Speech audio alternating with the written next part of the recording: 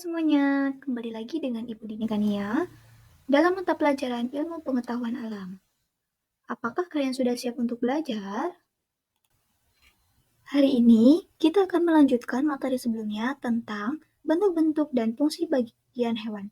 Dan untuk pembahasan kita hari ini yaitu tentang bentuk dan fungsi tumbuh-tumbuhan, mata pelajaran Ilmu Pengetahuan Alam kelas 4 Sekolah Dasar, tema 3. Bagian materi pertama kita tentang bagian-bagian tumbuh-tumbuhan. Nah, berikut ini sudah Ibu sajikan sebuah gambar dari tumbuh-tumbuhan. Nah, tumbuh-tumbuhan ini memiliki beberapa bagian. Yang pertama, pada bagian paling bawah yang ada di dalam tanah itu disebut akar. Kemudian, bagian kedua disebut dengan batang. Kemudian bagian ketiga disebut dengan daun. Bagian keempat disebut dengan bunga. Dan bagian terakhir disebut dengan buah. Tumbuhan memiliki 3 bagian pokok pada tubuhnya. Yang pertama yaitu akar, batang, dan daun. Marilah kita bahas satu persatu bagian-bagian tumbuhan, baik dari fungsinya ataupun bagaimana bentuknya. Yang pertama kita bahas mulai dari akar. Nah, gambar berikut yaitu sebuah morfologi akar, di mana pada bagian ujung bawah itu disebut dengan tudung akar, lalu bagian kedua disebut dengan ujung akar, kemudian bagian ketiga berwarna ungu itu disebut batang akar, dan bagian atas, samping, itu disebut dengan rambut akar. Adapun fungsi akar pada umumnya yaitu yang pertama untuk menyerap air, kemudian yang kedua sebagai tempat menyimpan cadangan makanan, yang ketiga yaitu untuk memperkuat tumbuhan. Selanjutnya kita akan belajar tentang jenis-jenis akar berdasarkan sifat dan fungsi akar. Yang pertama itu ada akar gantung pada pohon beringin. Akar ini tumbuh dari bagian batang inti di atas tanah, di mana akar tersebut menggantung dari dahan dan ke bawah menuju tanah. Yang kedua, ada akar pelekat. Akar pelekat ini biasanya tumbuh di sepanjang batangnya. Akar ini berguna untuk menempel pada kayu atau tumbuhan lain atau juga bisa pada tembok. Akar pelekat ini dimiliki oleh tumbuhan yang berjalar. Akar pelekat berada pada bagian sepanjang batangnya. Contoh pada tumbuhan yang memiliki akar pelekat ini yaitu pada daun sirih. Lalu yang ketiga, ada jenis akar tunjang. Jenis akar tunjang ini biasanya tumbuh dari bagian bawah batang ke sebelah arah. Contoh pada akar tunjang ini bisa kalian lihat pada tumbuhan bakau yang ada di tepi-tepi pantai. Nah, yang terakhir, untuk bagian selanjutnya ada akar napas.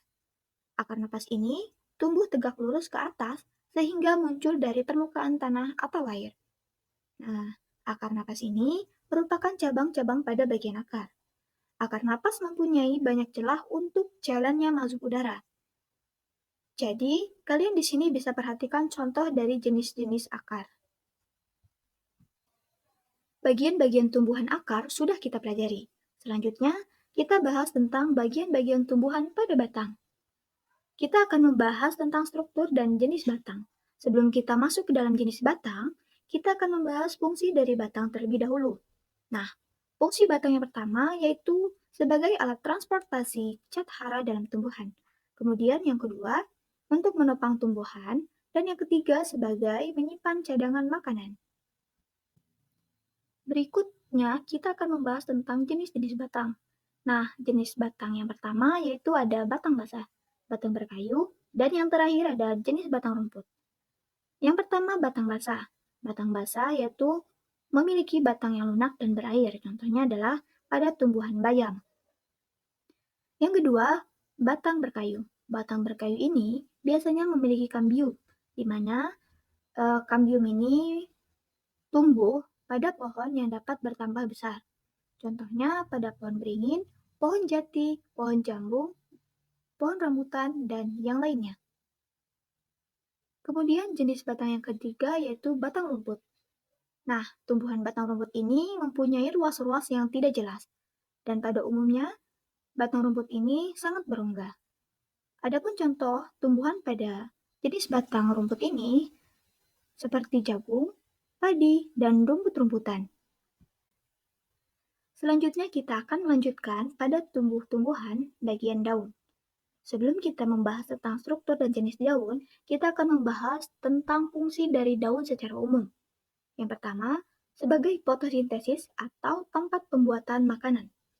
Yang kedua, sebagai alat pernapasan tumbuhan. Dan yang ketiga, sebagai terjadinya penguapan. Nah, biasanya daun itu berbentuk tipis, melebar, dan berwarna hijau. Warna hijau di sini disebabkan adanya klorofil, yaitu zat hijau pada daun. Berikut ini adalah contoh dari daun pisang. Daun pisang ini termasuk contoh daun yang lengkap, di mana pada bagian-bagian daun pisang ini memiliki batang atau pelepah, kemudian memiliki tangkai atau tulang daun, dan memiliki helai daun. Selanjutnya, pada bagian daun memiliki dua jenis, yaitu daun tunggal dan kedua yaitu daun majemuk.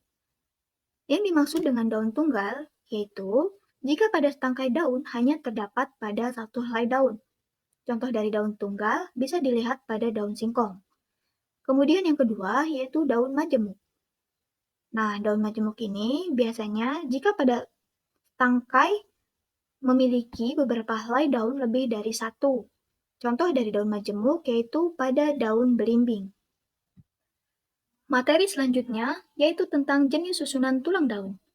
Dari jenis susunan tulang daun ini dapat dibedakan jadi beberapa lagi. Yang pertama, ada tulang daun menyirip yang memiliki sisi seperti sirip ikan.